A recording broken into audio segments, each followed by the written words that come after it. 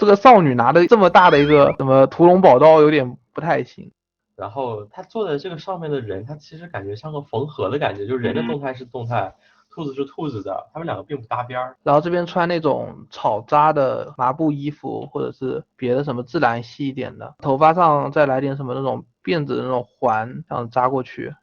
然后你这边的兔子的话，就只有你看它作为一个东西的话，又有点太简单了。你哪怕比如说这里，我想到说给它放一个很大的一个铃铛，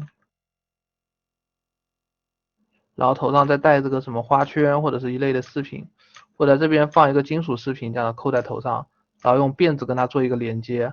然后两边可能又会有一些小的绑带，这样的话它设计元素是不是就统一起来了？就主要是这把刀的造型也跟这个少女不太搭，你哪怕是拿把弓或者拿把剑，或者是拿把长矛都好，这样吧。